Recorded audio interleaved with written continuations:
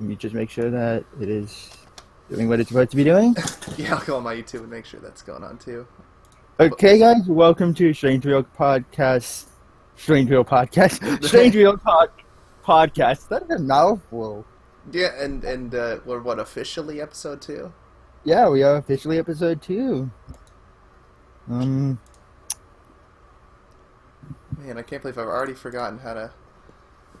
I think it's Creator Studio. already forgotten how to get to my live stream. okay. Go to Creative Studio, and then you Yeah, go to live streaming, and at the bottom of that should be a code. You hit reveal, then copy and paste that shit into your OBS after switching it to YouTube. Oh no, I've already got that. I just need finding the live stream thing on my YouTube channel. I found it. Oh. So what have you been up to this week? This Oh. interesting week. I've been leveling my palette. I took it from 57 to 70 in one night, and then I got burned out. So I took a little bit of break. I've been playing Call of Duty Redacted like a hell of a lot. Call of Duty Redacted, is that like a mod for Call of Duty, or? It is. It pretty much makes it so you can play online without playing online. It's kind of like a local area network, and one of the things you can do is spawn bots, and they give XP and everything, so it's really cool. The only sad part about fighting bots, they cheat. I've seen bots moving before the timer starts to aim at me immediately in the spawn. Wow. Is it They the know original Call of Duty, or is it which? Black Ops 2. Okay. Yeah. And the other thing is, they know exactly where you are all the time. Yeah. So they run to kill you. And you can see like 4 bots just standing around waiting for you to step through and to shoot you. In a free-for-all mode where they should be shooting each other, they're just sitting there waiting to shoot you. Yeah. And it's funny because they like, even in the legit mode, like the bots are still like that. I remember doing I think it was Black Ops 2 just to like play the multiplayer and like experience it. And you just Yeah. have like streamlines of bots running straight towards you. And they cheat. They don't have to follow much of the game rules. And then they have random unlocks. So, things that they shouldn't have, they do have, like special sights and stuff like that. It's like, well, that fucked me in the ass. Because that is just, fucked up. That's What that's about why I you? stick to zombies. I've been playing a lot of WoW recently. I was playing a Resto Shaman, just a alt that half the guild was. There was like a group of 5 was leveling together, so it's like, okay, I'll try healing out, and I really liked it. I think I got to 64, and then they played a bunch of times without me, so they're all like 85. So I ended up transferring my oldest character that I have in this game, which was a hunter that was stuck over on the Nessingwary server, who was level 77, and I transferred him, turned him into a female blood elf, like all of my other characters. With And mastery. yeah, like every one of my characters except for my shaman is a female blood elf, because you can't be a blood elf shaman. Oh, wow. But now she's level 82. So I'm enjoying Survival Hunter. It seems really broken right now, and I think the patch just came out, and Marksman took a big hit. So I'm like, oh, it's a good thing I'm not playing that. Everyone seems to be complaining about the patch. And me, I've been fucking playing Holy Paladin like crazy recently. I think I'm starting to fall in love with Holy Paladin, so... I haven't really like rated yet this patch, and I haven't noticed a lot of changes with whatchamacallit, prot pallies, but I haven't like I've kind of gotten burnt out on just playing one character, so I'm kind of leveling Yeah. alts right now. I'm sitting here thinking about my stories from when I was playing Rift and RPing and stuff, and I have some really crazy fucking stories. Like, oh my god. RP is one of those things where it's either great or it's completely drama-filled and it makes you want to get fucked in the ass by a monkey because it's a lot fucking nicer. I've heard a lot of stories about even RP on like Yeah. in Moonguard, and it becomes so clicky and whatnot. Like just like the ERP and whatnot aside, like the crazy stuff aside, it's just like so drama filled. It is. I guess that's why you see high school RPs being people looking for that in trade chat. Like people set up uh, like school RPs. Gilneas RP was really really popular for a while when Yeah. Cataclysm first launched. Me, I'm one of those people. I end up finding like a group of 4 or 5 people that I deal with, and then I say fuck the rest of the community. Because what it is I'm already an enigma amongst a lot of the RPOs in most games I played. Most RPOs don't do any real content. They get to a certain point where they can get nice social clothes, and then they just stop. That's pretty much their level of progress, and from there they sit around, talk, and boast about things they've done. Well, to me, this annoys me. I'm like, I've legitimately done these things, cleared the top grades. I have, like, I don't know, a few 100,000 player kills on this character alone. And you're telling me your level of 30 is going to be equally as powerful as me. Hmm. Yeah, that doesn't go over well with me.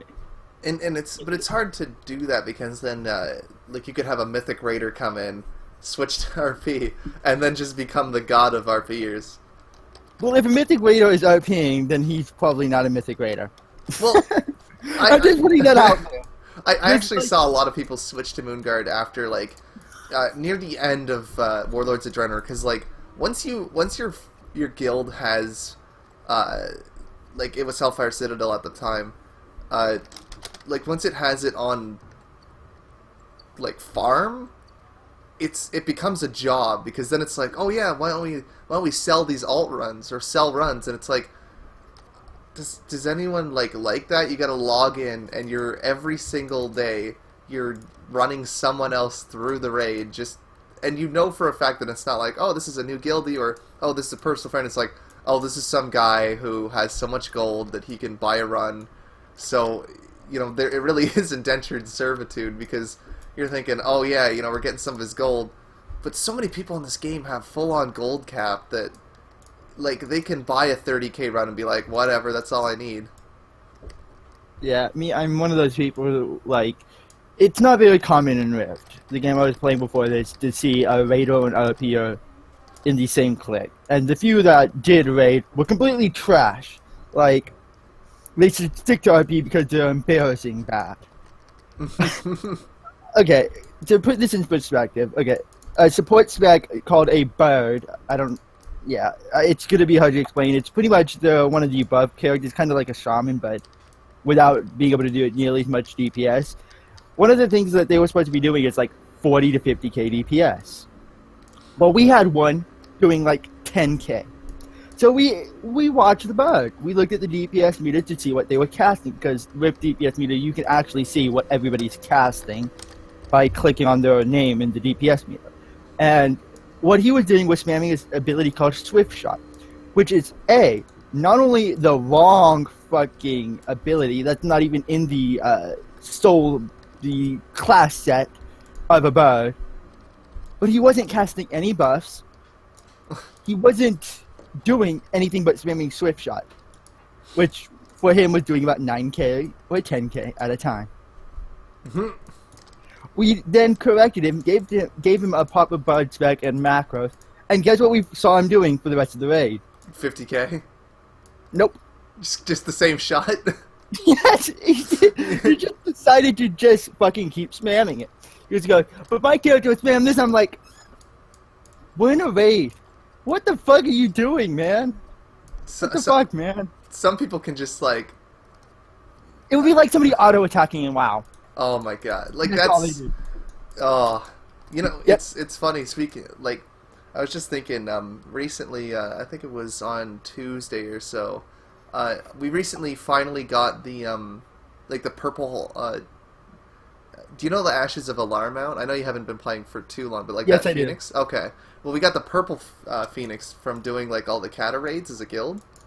Nice. Yeah, now to do that you need 8 people in the raid, and it's like, you saw our guild, like I've been doing mass recruiting, but it's hard to keep people in the guild, so... Yep.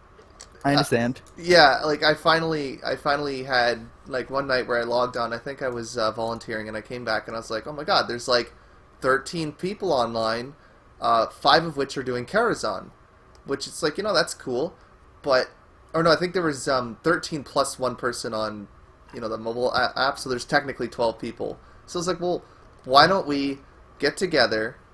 I'll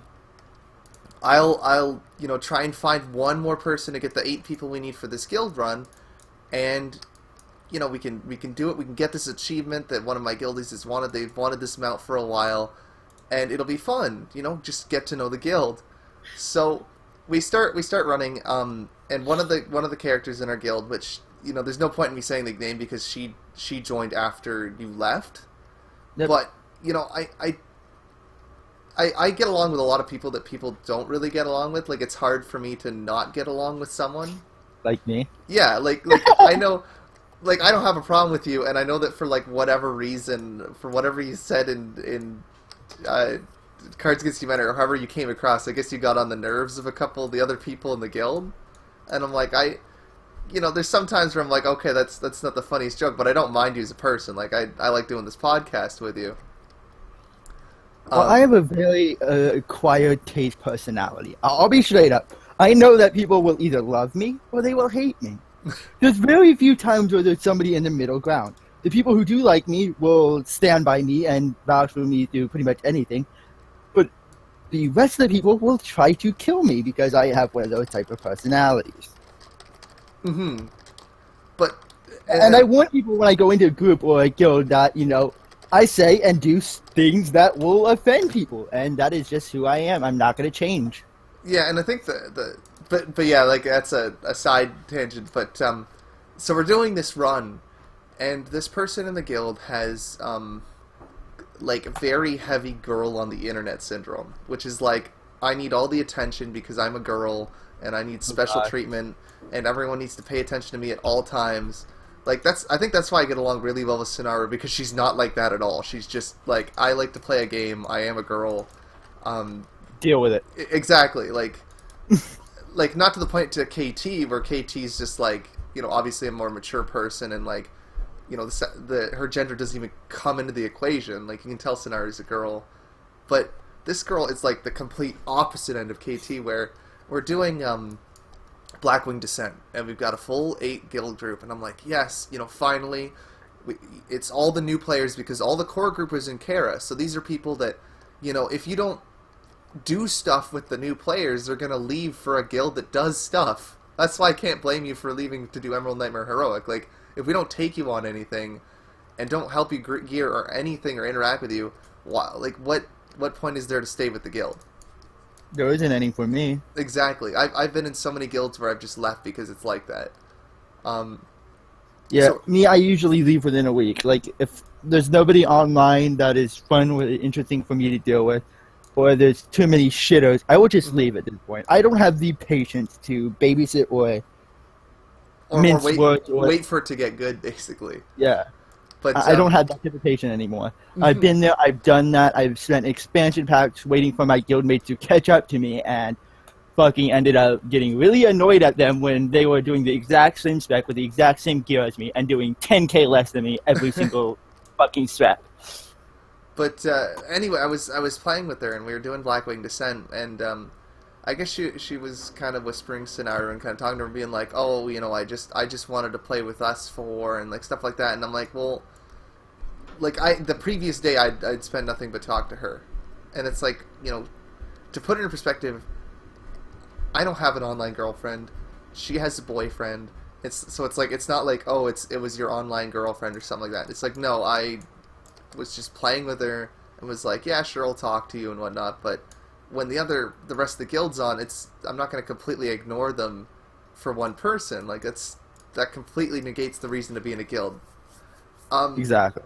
So she's trying to say like the same joke over and over, and like, you know me, like, I have a tolerance for, like, yeah, because like last podcast you kind of said the same joke over and over, but it wasn't that bad. It was like, she was saying like suck, like the SUCC, and like just kept going over and over and over it, and I'm like, okay, like, hang on, is that even a joke?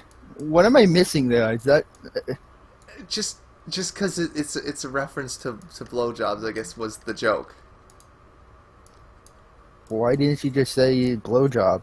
I I don't know. I came in halfway through the joke and she was It's just the obsessed fucking about guild, it. man. It's the fucking guild. You guys have said some really fucked up in the time I was there. It's kind of why I was a little bit upset that I got my alt was kicked and no one even told me anything about it. I was like, well, whatever. It's weird. They like to be like offensive, but they're like easily turned Offended? off. They're easily turned off certain um like personality types. It's so weird because like I would understand it if it was like, oh yeah, we're all a mature guild, us, you know, laid back. So if someone with a more eccentric personality comes in, then it's a little bit of a turn off. But it's like a lot of them have eccentric personalities, but it's almost like you have to have, Every one of them does. yeah, like you have to have an I'm not eccentric gonna name- personality that they I'm definitely like. not going to name anybody, but one of the people was pretty much boasting about his DPS and was like, I hope you can get up and match it. I'm like, I might, you know, when I get geared up and I actually start getting more used to the game and find out if I actually want to even play this class, I might give you one for that money because, you know, that's the type of person I am. I'm heavily competition based. Mhm. I love the feeling of competition. I love being in competition with players. It's why I can't sit by in a casual guild. It's why I can't not do high-end content. It's why I can't not PvP. I have one of those personalities that, you know, I have to always be competing for number one. Even if I don't necessarily succeed, I always have to be pushing. I always have to be pushing that boundaries. Mhm. And my personality reflects that from what I say to how I act and deal with people. And I'm straight up with people. You might not like me. You're probably not going to like me. But at the end of the day, I'm going to be doing that. I'm going to be sitting here and working until I get the job done. So you don't have to like me. I'm not going to, you know, push myself on you. And if I know that somebody doesn't like me, I will avoid them because I don't want to deal with their shit any more than, you know, they probably want to deal with me. Yeah, I've been- but back to the story because I'm just about getting to the good part. So we finish up Blackwing Descent with this full guild group, and we you know get the achievement for it. And I'm like, yes, like, you know, that's the first one. We only need 2 more, and then boom, this girl DCs, and I'm thinking, okay, that, you know, must be something with their internet connection. Like, you know, usually if someone just immediately doesn't go offline, but like their character kind of just like once you've played the game more, you'll kind of realize what it looks like when a DC as compared to someone who logs out in a group. But I'm sitting there waiting, and then you know, the other girl in the guild is my friend whispers me, and she's like, I think so and so's pissed off at me or pissed off, and I'm like, what? I guess I'll talk to her, and I'm like, you know, what's going on? We just finished our first group. We want to do the rest of these raids for this mount. And she's like, oh, I only wanted to hang out with you two. And I'm like, this is like a thing for the whole guild. Like, you'll get this mount too. Like, this is, you know, a good bonding experience. She's like, oh, I don't want to. And it, like, was really coming across as, like, really selfish. And Abort, kick. But like, and I think that's where I'm like nice to a fault, where it's like I won't remove people and I'll try and work with them. But it's like she said something to the effect of like, oh well, it's not your job to socialize with them, and I'm like, well, like I invited them to the guild, like am I supposed to just ignore them then from then on? Like that's, by doing that, that's how you get these cliques and guilds where nobody cares about the members and the officers are all talking and doing stuff together, and then whenever they just happen to need the guild mates for a raid, they'll be like, okay, time for a raid, and then after the raid nobody cares about each other. It's like, Yeah. I don't want that as our guild. Okay, my story time. So, this is towards the end of the expansion of Rift. It's Nightmare Tide. We are doing high-end raids. We're doing Tier 3 and 3.5, which Rift tiers work differently. They don't keep adding tiers. Instead, what they do is they reset the tier. So at the new expansion pack, you're back at Tier 0, and then you go to Tier 1 and Tier 2 and Tier 3. So we're at Tier 3 and into 3.5, which we're doing both the... Well, we kind of stopped doing the 20-man because no one really needed gear from it, so we were focusing on the top content, the 3.5 tier. And I get into this group. I knew some of these guys from my first experience raiding, and you know, they were like, hey, come raid with us, and convinced me to move shards again and to raid with them. Rift allows you to move servers, aka shards, once a week per character, free. So it's completely easily to move between servers and not have an issue. It doesn't cause you anything like that. So, but that's besides the point. So we're starting to raid. We're doing the raids, and I start noticing problems with the other mages. And the reason I start noticing problems is because some of them have better gear overall than me. I might have a piece better than them, and they might have a higher average than me. And they're doing less than me on the meters in the exact same specs. So I look at what they're doing. I physically look at their abilities, and I'm like, why are your priorities of what your abilities are doing, damage-wise, different than mine? Your X ability is doing more than my X ability, but all of these other abilities are doing less than my exact same abilities. Something isn't right. Your rotation is wrong, and for example, one of the things of this was like the melee mage Harbinger. Well, I knew this spec. I had been using this spec since it first came out. So I had become extremely good at it. I used it for PvP, PvE, to solo things. I was very familiar with its inner workings. And one of the things I started noticing was that I don't think that some of them were using their abilities right. You know how in a spec you have certain CDs, right, in WoW? Yeah. And you use them at X time to make this ability better. Mm-hmm. Well, they weren't doing that type of thing. They were just using it randomly. And I don't even think they were using one of the abilities, which turns your character invisible for a little bit of time, but it makes your next ability crit. Well, you use this with one of the channel abilities, and it crits insanely high. Otherwise, the ability is not really worth using. And a whole bunch of other things like this, they weren't using some of their utilities to kill the boss and the ads, because one of the nice abilities was where you could mark the boss, and then if you hit anything else, it would still do damage to the boss. Yeah, there's abilities like that for the warlocks in WoW. Yeah, so basically you were hitting them, you were doing a little bit less single target, but you were able to focus on the ads and still be hitting the boss. Why they weren't using this, I don't know. But they weren't. They weren't using their ability to turn all their melee attacks into ranged attacks, so they could hit ads far out. And it more than once wiped the group that they weren't doing stuff like this. Then the healer, when they were playing healers, they would do the bare minimum on each of the roles, so we ended up having 2 healers who were just barely making it.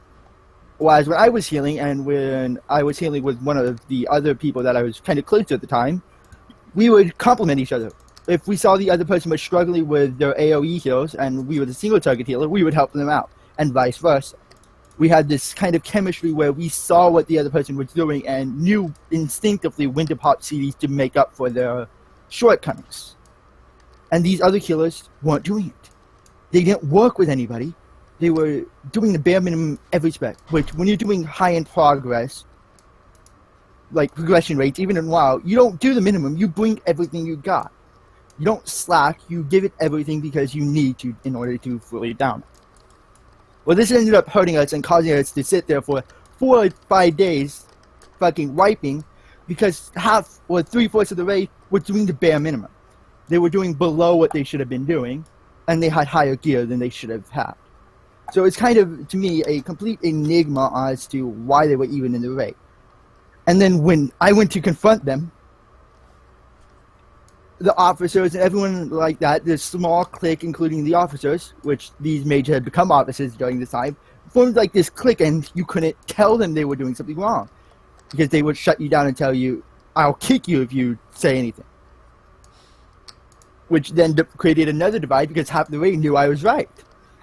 The players actually doing their job and doing it fully well knew what I was saying was actually right, including our main tank, which is Troll. He was the main tank at the time.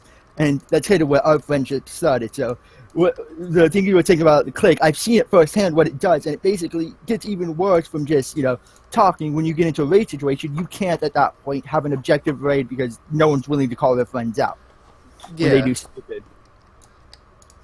And it's like, I could see that happening with this guild I'm in, which I really enjoy, but, I am personal friends with, like, a lot of the people in it. At least a couple of them, and then a lot of the people I've kind of gathered on my own. But you have to be able to take criticism even if it's from your friends, because you know that if it's from your friends, it's not just ribbing. It's they're doing it to make you better. To me, everyone should be able to take criticism for everybody. If you're doing something wrong, you deserve to be called out for it. I don't care who you are. I'm even tougher on my friends than I am with anybody else, because I don't tolerate that from my friends in a way. I don't play favoritism. I've been in positions of officers where I've had to organize a 100-man raid. I don't play favoritism, because that hurts not only your guild, but everybody involved in the raid. It makes the entire raid disorganized and sloppy, and your friends at that point will no longer have any reason to actually do the raid properly, to not hinder your progress. Mm-hmm. And that to me is the worst thing. I hate when people hinder progress by just being incompetent, and purposely incompetent, even when they're pointing out the mistake, refuse to fix them out of pure stubbornness. It's I think comes with that whole like millennial generation where like it's like, oh well, if you wanna criticize me, then I'm just gonna not play with you, or I'm gonna get my friends to go against you, and it'll be you versus me, and I have officer friends and stuff like that. When it's like it's for the good of the whole guild. It's not trying to pick on someone. Exactly. I'm one of those people, I don't want guild power. I don't want to ever become an officer. And I tell people, if you promote me to an officer, I will leave the guild. And I've actually done it. Somebody promoted me to an officer, I left the guild. And they had to spend like a week convincing me to come back because I refused to be an officer. I don't want that type of power. The reason I don't want it is because of this type of situation. Because I don't want to have to be that guy that actually has to kick people. I'm an asshole, but I consider everyone in my guild my family at the time. So I don't like favoritism, and I don't like, officers not doing their jobs just because they're friends. The raid leader not being a raid leader. Mm-hmm. Like I like raiding. I couldn't be a raid leader just because I can't be. I think I can be nice and laid back, but when you need to get to top tier content, you have to be able to be strict at times too with people that aren't pulling their weight. You absolutely need to be strict, and honestly, you should be strict in every raid, regardless of if it's progression or top tier content. Doesn't matter what content you're doing. Everybody should be doing everything they need to be doing. You shouldn't, be killing dead weight. And to me, dead weight is more than just pulling your numbers. It's more than just doing the bare minimum. Sure, you might have the bare minimum DPS required for this, for your class. But what is the point of doing the bare minimum? Why? When you could do so much better, when you could excel, when you could actually get to where you could do a lot better, that will actually help out everybody by you just, pulling yourself up. Then everybody else sees, hey, this person pulled themselves up. We should probably do the same and pull themselves up. In an ideal world, one person doing well inspires everybody else to do well. In practice, it doesn't happen because people are lazy motherfuckers who just rather do the bare minimum every single time. I finally got into a group for I'm still leveling this alt, and I was waiting for a group in the meantime, and finally got in. But how do you find your new guild? Like I haven't heard much about. Okay, so they were advertising in World Chat and Trade Chat, and they were like, we need 1 or 2 people for a push into Mythics. Because they had Heroic Ian on farm, they were like 2 out of 3 TOV Heroic or something like that. They were, really high done. And I saw it in the raid, I went with them. They were extremely good. I was actually the worst person there, which made me feel bad, and partially why I re-rolled, because I felt so ashamed of it that I don't think I'll ever continue playing a maid. Well, that's the thing is you're trying to compare yourself to people who have more gear than you, though. I know, but I still feel bad. I don't like being the bottom, ever. I don't like doing less DPS than a tank. I felt embarrassed, and the sad part about it is I don't think there's much I can do because they replaced, what little mobility I had with my mage with some other crappy thing during this newest patch. Oh, really? So, yeah. So now my DPS is going to be even worse during parts where I have to move, which is pretty much every raid ever. So I'm going melee. Fuck it. So I joined that group, right? And I was on top of this like griffin for a quest, so I couldn't actually like get into the dungeon. Basically, I was sitting outside in Stonecore this whole time, right? And it's just like, oh, dungeon complete. Here's your experience bonus, your gold, and your satchel. Have a fun time. I hadn't even stepped into the dungeon yet. Oh my god. I've actually had that. Well, I was sitting on flat land, right? And then it didn't teleport me into the dungeon. Mm-hmm. So I sat there like, am I frozen? And then I ended up hitting my space bar to jump. I was able to jump. Yeah.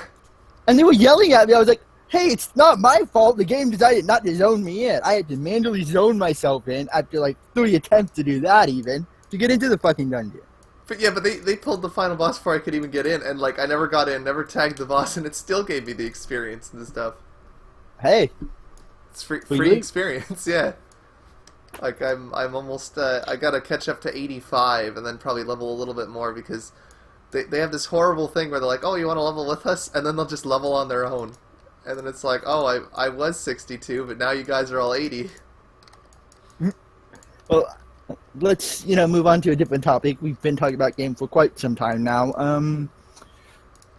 Oh, I wanna go back to one topic from the first one.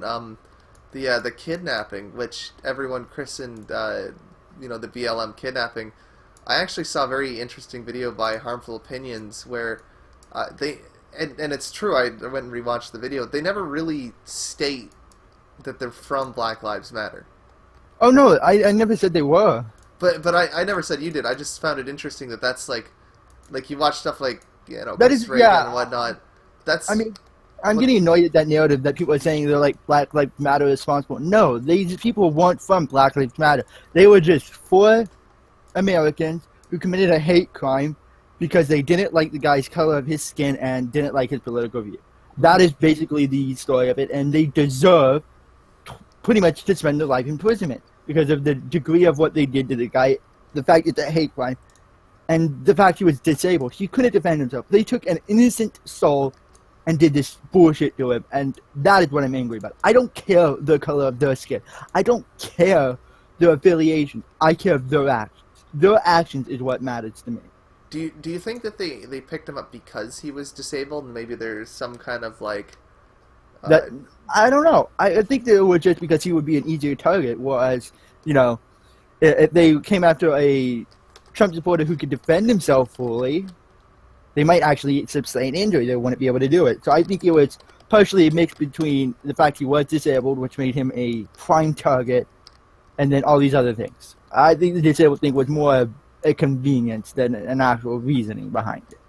Because, I know there's, horrible people that just, they still don't like the disabled, and they see them as the other and whatnot like that, so it would make it easier for them to do this kind of act on someone like that than, say, someone who's just, like, a normal person. That might be a factor, and I know that the media tried to spin it off as that's the reasoning, but the physical video, from what I know of it, I didn't actually watch it because I wouldn't watch something that horrible. They were shouting things like, fuck Donald Trump and fuck the white guy. They didn't really mention his disability, so I don't think that's the main motivation. It might have been a side motivation. It might have just been the access to allow them to do it. Have there been, because I know you're more up on the political stuff than me, like the news, have there been any updates on that horrible shooting at the Fort Lauderdale airport, on the what the motivations were for the shooting? And I haven't heard anything about it, so it's probably nothing to do with my sphere of influence. Otherwise, one of my channels would have picked it up. I listen to people like Mr. Epsilon, Blair White, Andrew Wisworski, and Matt something, and a whole bunch of others like that, where they don't always have the same view, but they usually cover the same topic. That's how I knew about it, is because every single one of these people made a video about the Trump supporter, and each one had a different information. And then the one that actually, in my opinion, was the best wasn't even in that sphere. He was more of a perfectly centered person, maybe leaning towards the left, and he sometimes disagrees with the right narratives on things like it being a Black Lives Matter attack and stuff. Mm-hmm. And he's kind of like in my opinion, the true voice of calm and reason, because he's completely centered. He has no real care on either side. He dislikes them, and I dislike both sides. On one side, we have the religious nutcases that, the Christians that we've been fighting all this time. And then on the other hand, we have the extreme, leftists and Islamic people on the other. And the sad part about it is most of the atheist community is starting toward the right side. We're actually fighting alongside the people that we've once fought against. So it's kind of like this weird reality that we're having to work with people that we've been fighting. Atheists and Christians generally don't get along, but because of the craziness of the extreme left, we've had to start working together. It's definitely weird for that, yeah. A prime example is Hunter Avalon. Normally, this guy would drive me absolutely fucking crazy with some of the Christian shit he does. But his videos on politics generally match up with my own. So it's kind of like, well, I'm not going to dislike this guy solely because of his religion. And what he has to say, in my opinion, is more accurate and more truthful, so I have to side with him. That's the sad part. Well, it's I don't know if it's the sad part. I think it's definitely healthy for you, because like I find the right with a lot of them, they'll profess like, oh yeah, look at all these liberals in their echo chambers, and then they'll never like meet common ground with any of the leftists. Like, I like to watch a variety of stuff. Like, I watch The Armored Skeptic. I watch H-Bomber guy, who is a fairly prominent. I wouldn't call him a social justice warrior. He's more of just a liberal. He's very funny. Like, I like a lot of his videos just for the comedic timing and whatnot. And he's very good at just kind of looking at it in a more objective view and, you know, pulling things back and putting them on a more realistic level. But I find it's healthy, even if you don't agree with him, to watch that kind of stuff, just so it can make you think. And you know, it's the whole where I agree with the people that say that, you know what, yeah, hate speech is, you know, it's mean, it's offensive, and it can hurt people's feelings, but I don't think it should be illegal. Yeah, because if you make it illegal, then the people that have those opinions, they're just going to find other people with those opinions and just reinforce them. Whereas if you have someone... worse. Yeah. Like in my opinion, it gets even worse, because as soon as you start putting on restricting on freedom of speech, at that point you've already stepped over the line. And as soon as you step over the line, it's incredibly easy to keep down that path. Soon, anyone who says anything you slightly disagree with, you'll be pushing to have them jailed. We'll be living in a fucking communist dictatorship.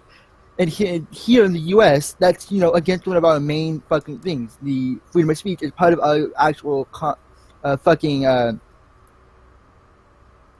I'm trying to think of the word, and I'm completely screwing that. But it's actually a amendment part of our, you know, laws. It's part of one of the main things that our country was founded on, which is the right of freedom of speech. And that might include things that offend. Sure, you probably shouldn't drop the N-bomb in the middle of a group of polite people. But that's not... How should I put it? It's a difference between being able to say it and knowing when to say it. In the context, too. Like... Yeah, you shouldn't not be able to say it. But at the same point, you shouldn't say it. It's kind of like the difference between can't and shouldn't. You can't say something versus you shouldn't say something. Mm-hmm. And I think it's not like a lot. The argument I see mostly for like freedom of speech has limits and stuff, like saying fire in a crowded theater. It's like, I think people should be allowed to do that, but they got. No, I actually agree with that one, because that's a little bit different. That you can actually, you know, cause panic and incite violence, and that's what I think one of the things we have here is inciting violence. And by the way, I figured out what I was trying to say. My brain thought it's part of our Constitution. It's part of the fucking Constitution of the United States of freedom of speech. But I do kind of agree that you shouldn't be yelling fire in the fucking theater. You should probably go to jail if people get hurt. You should be able to say it, but at the same point, if somebody gets hurt as a direct response to them panicking and fleeing from you saying that, then you should probably, you know, go to jail for that. Yeah, but that's what I'm saying. Like, you should be allowed to say it, but you have to be held to the consequences of saying that, meaning, like, it will incite panic, and you will have to be held accountable for the panic that happened because it was your fault. In my opinion, it really shouldn't matter unless somebody got hurt. And to be honest, if somebody just randomly yells fire and you don't hear any type of silence, you don't see any signs of fire, you probably shouldn't be panicking anyway. Mm-hmm. Just being a little bit practical there. Yeah, like, I think that's more of an example of, like, you know, the old theaters that Yeah. In the 1800s, they had theaters then that didn't have the fire suppression systems we have today. Like you'd see the water coming down before you even saw the fire. Yeah, probably. And you'd hear the alarms and shit. So, I mean, it would be pretty hard for you to miss that. But at the same point, I can understand that. But what I don't agree with is silencing ideas. Because as soon as you silence an idea, you don't get rid of the idea. You just drive it underground. You make it grow because these people are allowed to have these ideas and they're never contested. The viewpoint is never protested. They are never shown anything different. So instead of getting rid of these ideas by intellectual conversation and debate, all you're doing is driving them underground and making them more likely to act on these ideas. Mm-hmm. Because it's kind of like cultivating. It's complete madness. You don't silence an idea you disagree with. You bring it into the spotlight. You make everyone look at it. You then destroy the idea. And as soon as you destroy the idea with all those eyes watching, the idea starts to die. A good example of that was actually that Pizzagate that happened recently, where because like there were these crazy allegations, and to this date there's still no proof that any of it happened, but because everyone was not willing to talk about it or even explore the idea, you had that guy show up to that pizza place with an assault rifle because the more that you throw stuff like that underground, the more people are like, oh, there really must be something going on because they're trying to hide it. Exactly. And to me, that's, the worst idea. You don't combat a bad idea by shaming or humiliating the person and not to where you would silence them. No, you combat the idea by destroying the idea without attacking the person, because if you attack the person, they're going to shut down. So what you need to do is you need to just get rid of the idea. You get rid of the idea by showing them it's wrong. Mm-hmm. That's how you affect change. And violence doesn't help either, because a cycle of violence begins. As soon as you commit violence against one person for this, another person will commit violence against you for committing violence against that person, and it will just carry on into a big fucking cycle. Yeah, it's the cycle of revenge. Exactly. Words and language is probably one of the best tools humans have to get rid of conflict. If more people use their fucking words instead of actual violence, society would be a lot better. If we had a complete open conversation where anything and everything could be said, sure, people might get offended. People might have their feelings hurt. But we would also be able to root out some of these extremely bad ideas. These extremist ideologies that are not only dangerous towards one group, but everybody in the country, or everybody in the world. Sorry, I'm burping because of my coffee. So to me, freedom of speech censorship only works in extreme cases like, inciting violence. That I agree, it's illegal if someone gets hurt. If no one gets hurt by what you're saying, physically hurt, then what does it matter? Mm-hmm. So, and that's... Go on. I was gonna say, I think because I think we've made a good point on this topic, and there's nothing. We're just kind of repeating ourselves. You were gonna bring up something before I kind of interrupted you. Ah, fuck! I forgot what I was bringing up. I'm all airhead, which is why I'm drinking coffee. Oh! I watched this new TV show, and I think it's not really that new, called The Expanse. I watched The Expanse. It's a sci-fi TV show. I watched the first season because I saw an ad for the second season starting soon, and I was just blown away. There hasn't been all that many good sci-fi TV shows. Not horror sci-fi TV shows, real sci-fi. We're not talking zombies or any of that bullcrap, because that's not really sci-fi. That's more of the thriller or horror genre, in my opinion. Shows like Continuum, shows like The Expanse, and a few others like that. They're just a rare commodity. Terra Nova. I don't know if you've actually watched Terra Nova, but when that came out, I was like, oh my god, this is amazing. But now I can't find it anywhere, and that kind of upsets me. It doesn't sound familiar. I don't watch a whole lot of TV itself. I kind of just watch podcasts. I watch a whole bunch of TV on online and stuff, and apps and stuff at this point. And one of the things that I've been noticing is the lack of fucking good TV shows that do more than just provided cheap thrill, where they actually have something of substance, a real plot that pulls you in. I never cared for the Games of Thrones. I'll be honest, because it was way too horrific. I watched like 1 or 2 seasons, and then I watched the summaries of the rest of the season. I was like, this is getting worse and worse. This isn't enjoyable. This is horrible. It makes me really feel bad. I watched the rape scene, and I felt so guilty that I was like, what am I doing with my life? Is this what I'm watching on TV now? I'll probably get into Game of Thrones once it's fully complete and I can just sit down and watch it. Like I did the same with Breaking Bad. I didn't watch it until its entire season was out on Netflix. The only show that I kind of was watching but I need to catch up on was Supernatural. Oh my god, there's so many seasons that shows like that, they kind of took me off because there were so many seasons to them that if I were to start watching them, I would never catch up to the show. Well, you can, but you'd have to binge them, and the worst part is you get into those shows where it's like, oh yeah, you'll be talking to a fan, they'll be like, oh yeah, this season are the best, and then, like, for example, with Supernatural, I think it's pretty commonly accepted that 1 through 6 are, like, just amazing seasons, and then, like, I think it's 6 to 8 are kind of just bad.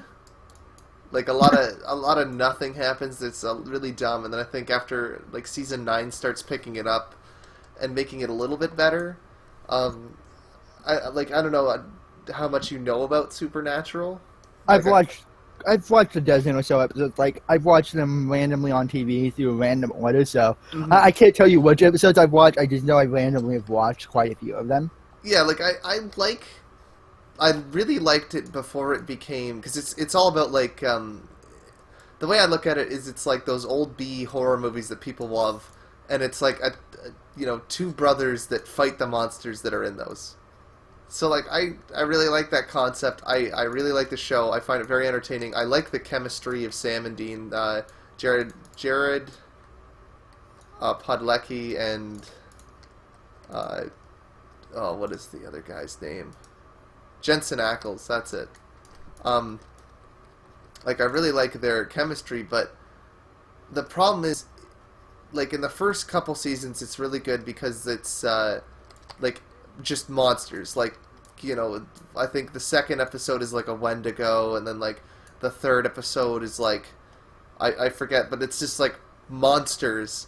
And then they started to, like, bring angels into it, and now it's just kind of like, oh look, it's Christian mythology is like the most powerful monsters, and then everything else is just kind of like sub-powerful. Whereas it'd be more interesting if it was.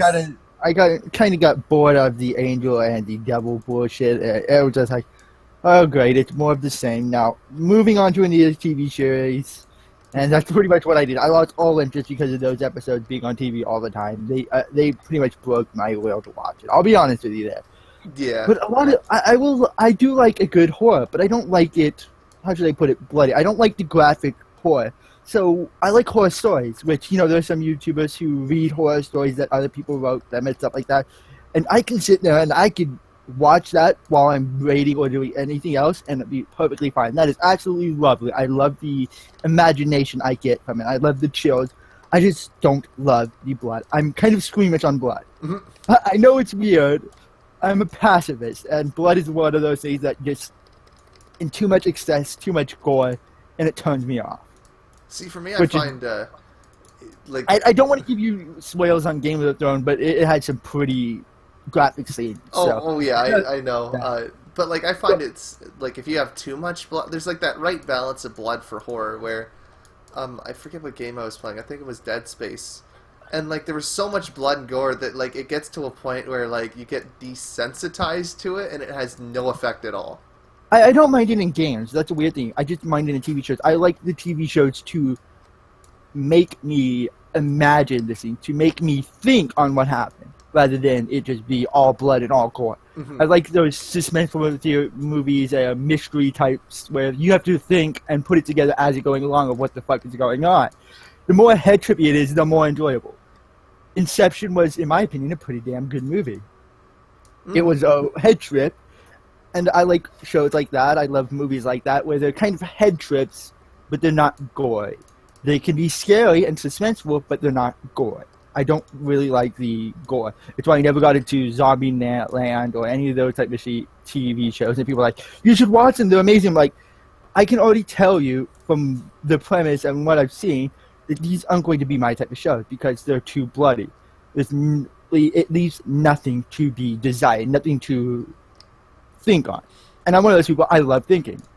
I love books for that reason. I can read horror books that will chill most people's spines, but I can't watch a simple horror film because it has too much blood these days for me to ever get into. For me, I end up wanting to puke. I hate the suspense and whatnot, but I love like I love the stories because I find some of the most interesting stories are in horror because that's where you're trying to push the limits of like the human psyche. Have you and ever stuff like actually read some Stephen King's books? No, but I've read a lot of like synopsis. Stephen King's good, but I prefer H.P. Lovecraft as far as like horror goes. There was this weird book I read. I don't remember who it was. It was from Unwind, and pretty much one of the things is your parents could harvest you out. They could, sell all your organs and unmake you, and stuff like that. And it was weird. And then at one point, you come to find out later that the main character has one of the guys who were trying to kill him had his kid's organs in him. That was just one of the weirdest and most head-tripping turns I ever fucking read. It's kind of like a sci-fi thriller, and it was amazing. I just love those amazing plot lines.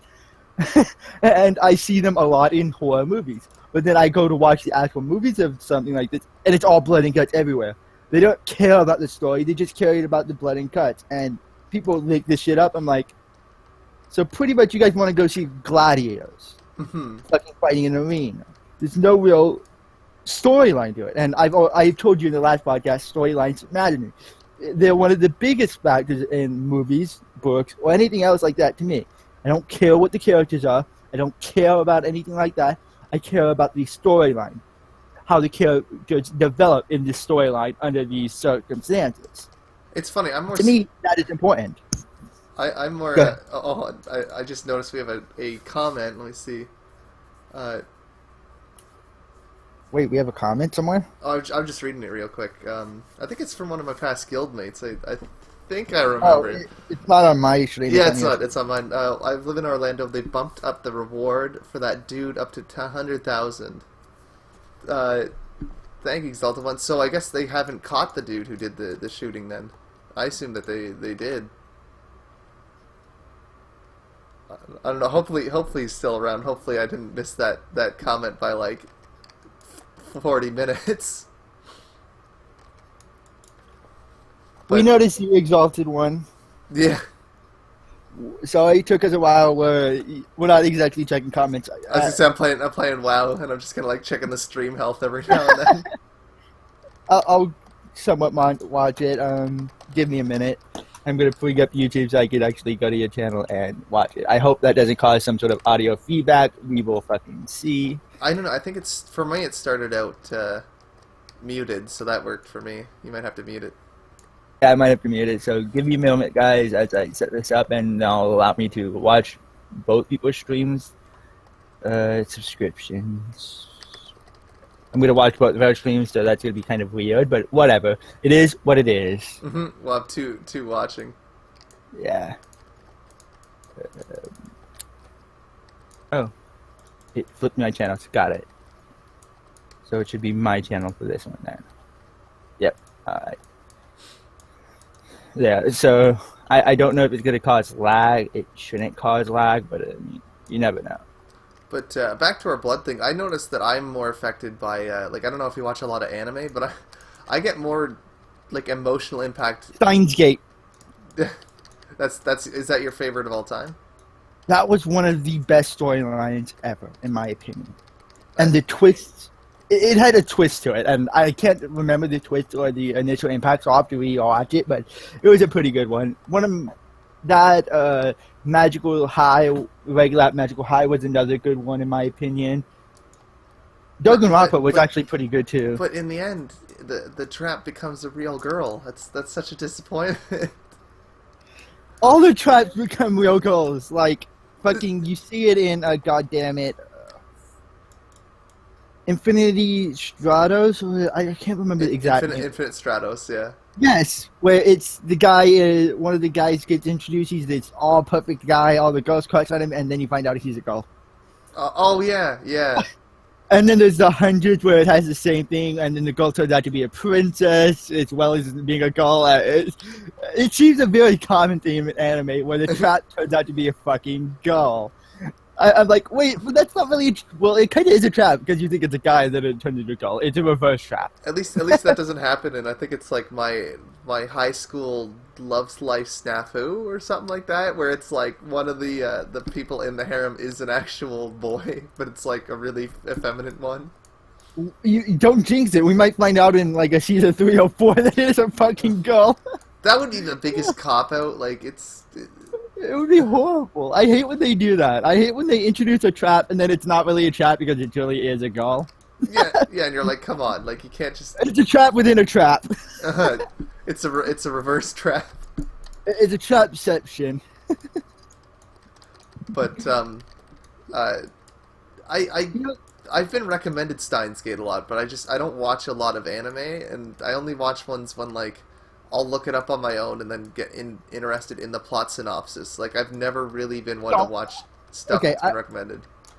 Okay, if you watch Steins Gate, don't read any of the plot episodes. Don't do any of that. Just watch it, okay? Mm-hmm. If you're gonna watch it, just watch it. Don't let anyone ruin the spoils of what it is for you, because it has a pretty big twist, and it is a kind of like it's more of a serious anime in my opinion, because it has an actual real plot that you can find in a real TV show that somebody could actually make into a real TV show, and it would be very interesting.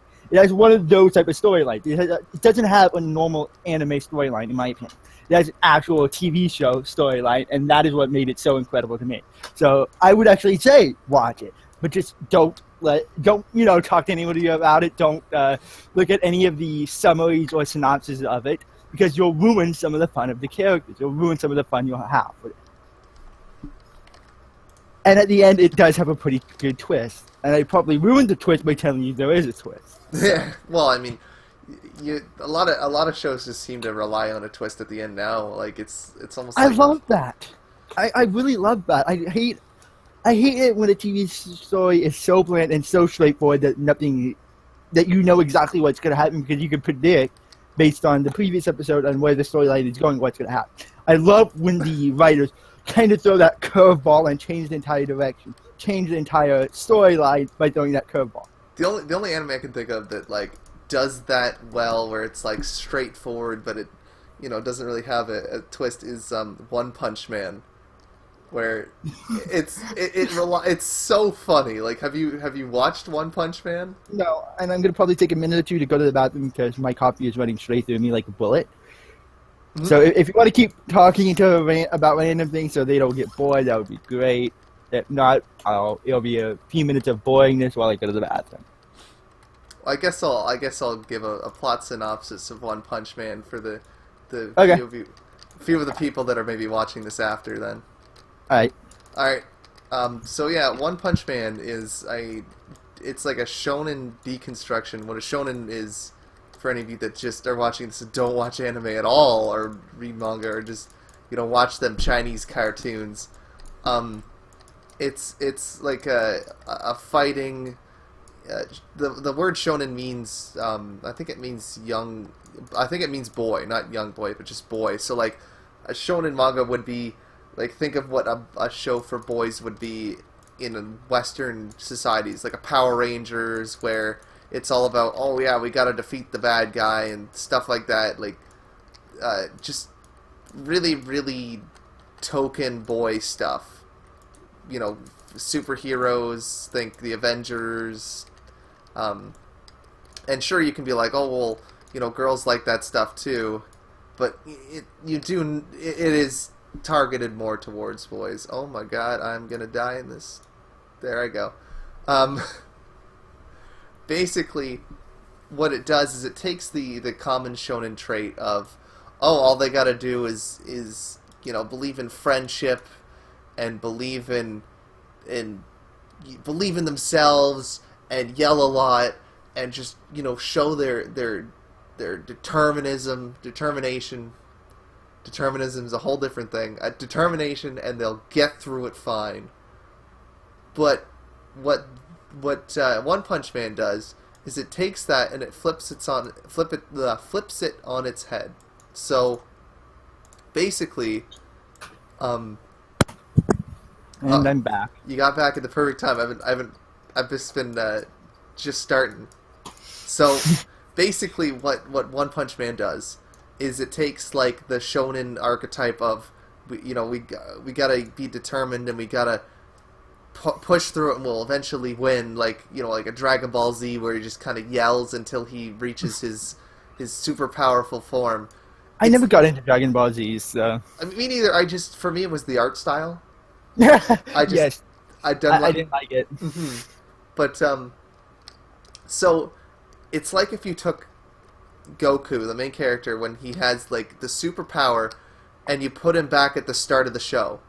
Oh, wow. So One Punch Man is this guy who trained really hard for an entire year, but it's like really funny because the workout he does is like a standard workout you could do as a person. It's like 100 push-ups, 100 squats, 100 sit-ups, and 10 miles every day for like an entire year. Which, like, it sounds hard, but if you did that every day, like, you would have a toned body.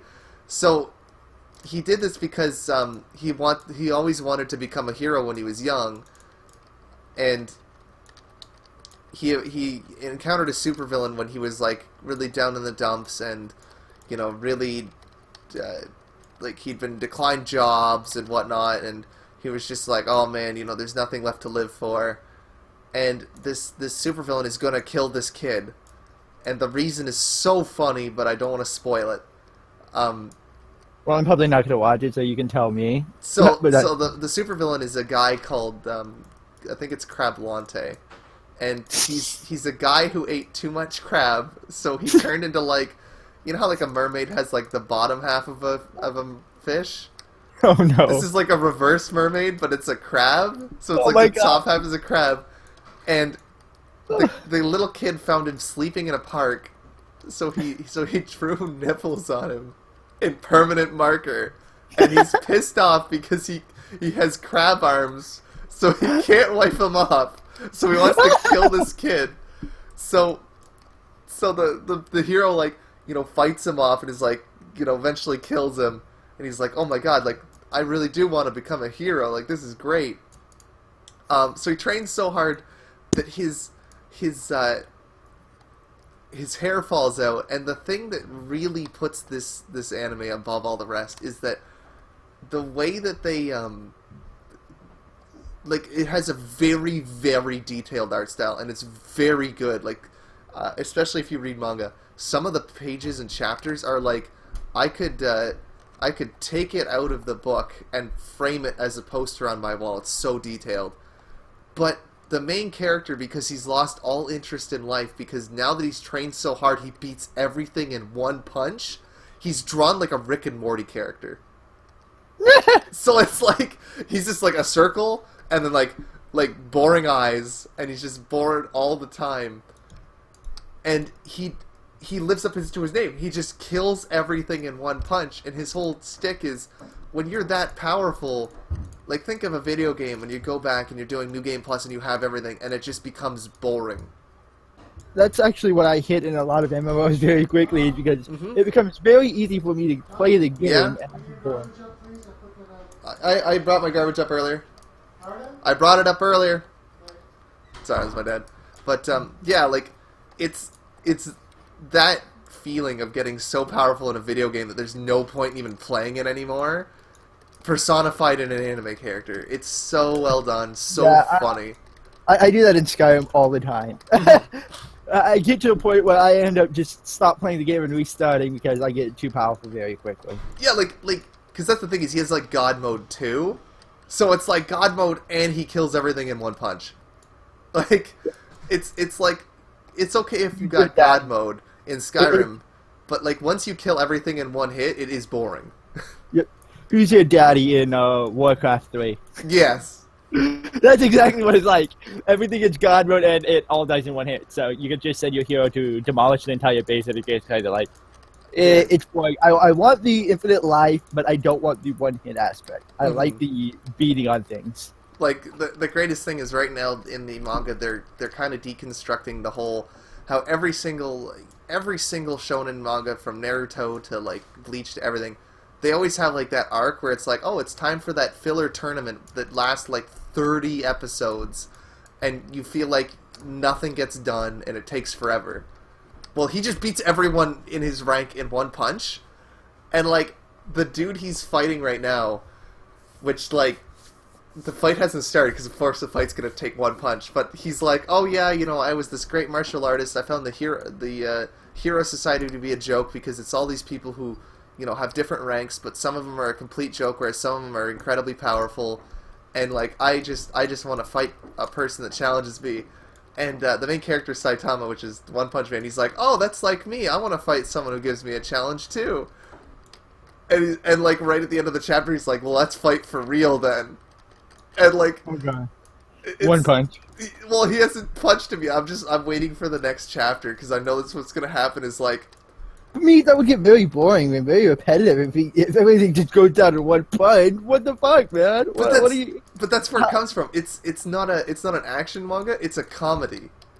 So like, and they get tension because they have these different heroes because the manga is almost like a take on like Western superheroes where like, you know, there's some superheroes that are cool, but then there's some superheroes that are just a completely dumb idea, like or they're very like every situational. Superhero ever.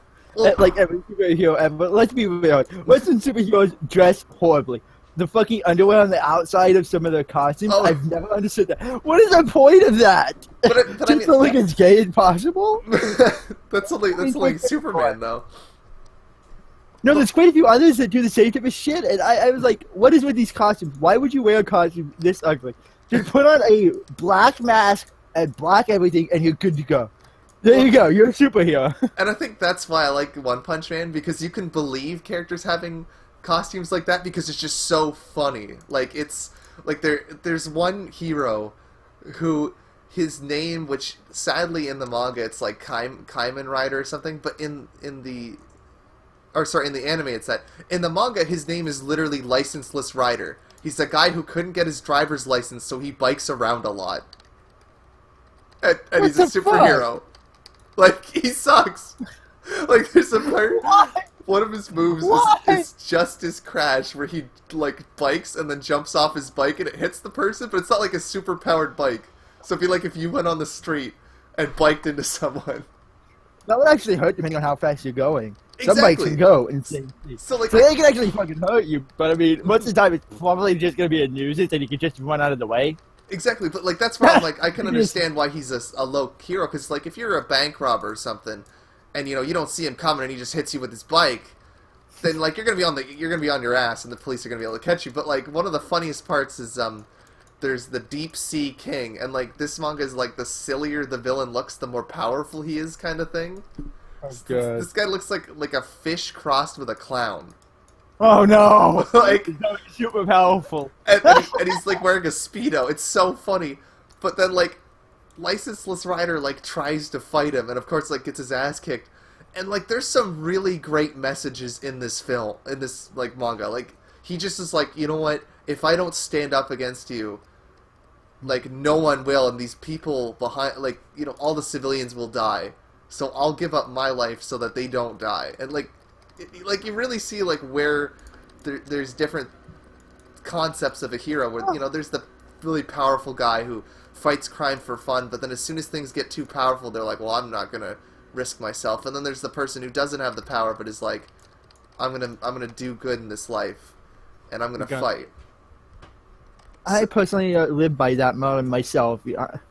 Being in situations I've been in, I've learned that my life is ultimately meaningless, and the only thing that is really going to matter is what I do with it.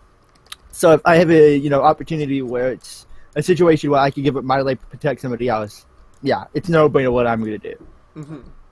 And I can officially say this because I've been in situations where my life has been on the line, and I've just been like, here's what I need to do to survive. I don't panic. I don't freak out. I don't freeze. I get very calculating. Mm-hmm.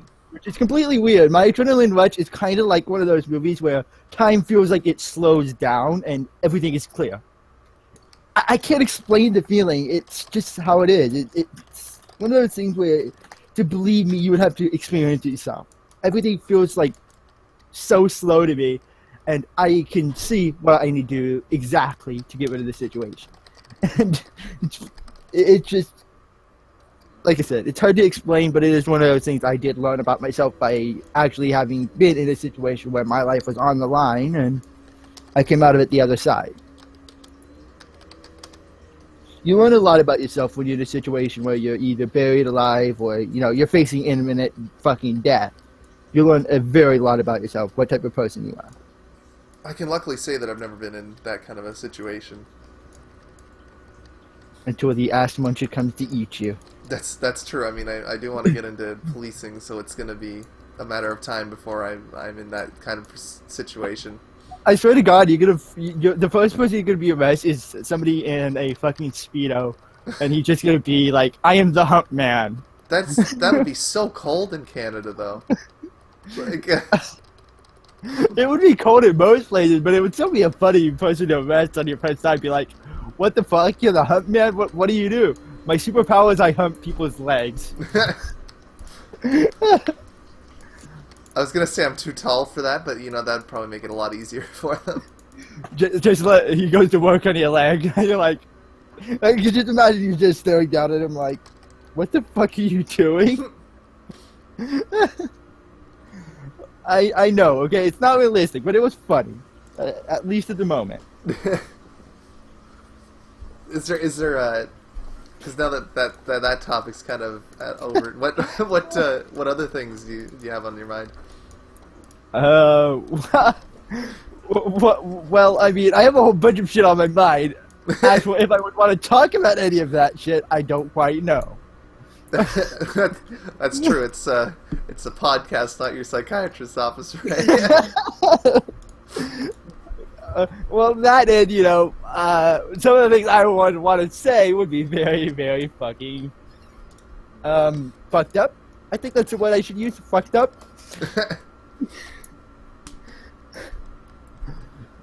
More fucked up than a man fucking a dog. Which, the sad part about it is, a lot of people talk about it and they're like, "Do you know how easy it is to get dog fucking porn?" I'm like, I honestly think that I'm just stunned by that statement. There's so many things wrong with it, from why the fuck are you looking for dog porn to why the fuck do you know it's easy to find? I think it's that slippery slope argument where I think down the road it's gonna be like, oh, we should accept them for who they are.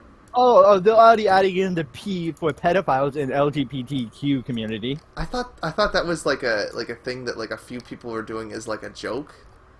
Like and people are actually taking it serious. There are people actually legitimately fighting to make pedophiles more acceptable. Like I can understand fighting to make it acceptable for them to come forward with it and like get help. Nope. You shouldn't be fucking children. No, I mean like, man, I don't care. I don't mean acceptable for them to do it. I mean acceptable for them to talk about it. That's what they're fighting for. That's what they're fighting for, is to get it to where it's a, acceptable thing. They don't choose their sexual preference, so it's completely okay. But that's the thing is, like, it's when did that become okay? Yeah, like it's our society has gone so fucking. We must accept everyone, that they're not fucking realizing that what they're saying is complete moronic. It's not okay to fuck children. It's not. No, it's horrible. Like that's. That is horrifying to me. And you're just speechless as I am about it. I can hear the disappointment in society that this is an actual thing. It's so crazy though. Like you would think that people would know better. Like children can't understand the concept of sex or anything like that. That's why like they're horribly affected for the rest of their lives for abuse like that. Yeah. Oh, and then there's, even funnier cool stuff going on in places like Canada. and Europe and stuff. Why is it always my country that's doing stuff like this? I don't know. But one of the things is, it's parents are forcing their kid to be, go through hormones and shit to change genders. Oh yeah. What the fuck? Or I think it was what they did was some of them wanted to like force hormone therapy so that way they were like a neutral gender at a young age until they pick. Why? Why would you fucking fuck with the kid's hormones? Hormones, what control your moods, they control your fucking body hair and a whole bunch of other shit, and you're fucking with this shit? You're gonna permanently damage this kid. You're gonna fuck this kid up. What is wrong with the world? Here in America, we actually have a large movement that is, stopping the type of shit from being acceptable and being, done. Because we're just like, what the fuck is wrong with you? But then we look to the other countries and we actually see people doing this shit and we're like, we're just gonna sit over here in our little bubble and stop the U.S. from becoming like that. It's kind of this backwards thing where the rest of the world is doing weird and stupid shit, and one of the reasons America isn't is because, we have people like me who are standing up and voting for idiots like Donald Trump just to say, fuck you, we don't want this shit anymore in our country. What do you think of like all the recent tweets and stuff that's been going on? And what was this fake news that he was tweeting about? I don't know. He's the president. There's been a few videos, but you know what? I'm actually glad he tweets. You want to know why I'm glad? Because the president is a real person, and now he seems like a real person. He makes stupid things, and he riles people up. He is the embodiment of the fucking movement that I guess I'm part of. The anti-feminist, anti-social justice movement I am part of. Everybody should be fucking laughing at this guy, actually being a real person and using things like social media. It also shows he's not completely out of touch with the world.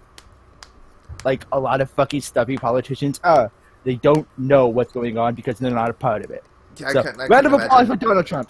I couldn't imagine Hillary using the Twitter. Oh, she tried to do something like that, and it came off horrible. I think she did a video where she was trying to appeal to younger generations and talking about quick scope and games and shit. I'm like, just stop. Just stop. We're not stupid. We can hear you're trying to appeal to us, and it's not working. You're making yourself look like a complete boob, and not in a good way. Not a good type of boob. We're talking about man boob here. We're talking about the moves. Oh. Yep. Nope. The worst kind. Yep. We're not talking about the good kind here, alright? So, you're not making it up look very good. And most of us who are in that type of culture, we don't like you. We don't like you. We never have. You've been in office 30 years and all you've done is lie, manipulate, and cause people to die. You and your fucking husband have left a trail of bodies in your wake. And I'm not going to say that you are responsible, but everywhere you've been, there's been a lot of death. So, let's keep you out of the White House anymore. You're done. We're done with you. You go fucking visit Harry Potter land. It's Harry Potter land. I wish we could go to Harry Potter land. I'd love to become a wizard. I mean, I'm only 7 years off. You're a wizard, Tom. Privileged Tom is back. Oh god, not that again. I told you that is your new name, man. The wizard, Privileged Tom. Your specialty, the anus is privileged. I don't know how that works, but we will figure it out. Well, you know what a wizard is online, right? No, it's probably not. It's someone who's a virgin at age 30. Wow. Well, then your anus isn't all that privileged, now is it, Tom? No, it is not.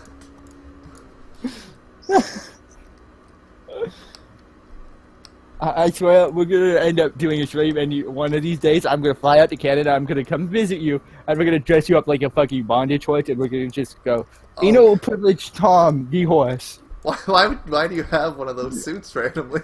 I don't, but, we'll buy one. I imagine they're expensive, though. I mean... Well, if I'm going to fly to Canada, I'm already going to be breaking a lot of money anyway, so just saying. I mean, have you seen like the cost of like those fursuits that people wear? They're like upwards of like $3,000, $4,000, $5,000. Nope, but I am gonna find out. You're just gonna Google it. Yep, I'm googling it on live stream, so Oh man. What? watch this shit. I wonder what the site that'll come up will be. Oh my god, my loading is slow, probably because it's just 2 fucking streams. Yep, the streams are actually... I'm watching both streams and it's, fucking up my internet speed, so... Also, you can close mine then. Like I'm keeping. I'm closing them both. First shoot pricing. Damn! How much? Some, Jesus, $1,200? That's what I'm saying. Like, 3,000? oh my god, something blew up and we almost all died. 2,800? What the fuck is wrong with this world? And there's people that'll readily be like, yeah, that's a reasonable price. Okay, I'm gonna go drink some bleach. I'll be right back. Oh man, you better save some for me. Fuck you, get your own bleach, anal privilege, Tom. APT. That actually works out very well.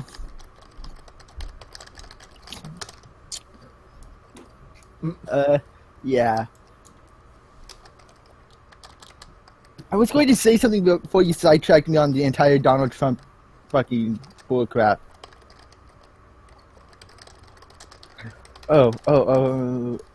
Fuck, what was it? Awkward silence. Fuck you. Donald Trump is he definitely clears the room. Oh my god, I just thought of something really horrible. What? Okay.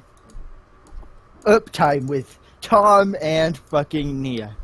We seen White House. Actors Hillary and Donald Trump. We could go into if you played on Moonguard, you could go into that and read the MRPs of people there. No, fuck that. Have you done it? No. I didn't have it when I went there. I'm glad. And I'm definitely not going to do it on stream. Actually, I might do it for my gaming channel, but that's, I have one where I read someone's MRP video on my. We can do that after this. We can do that after this podcast.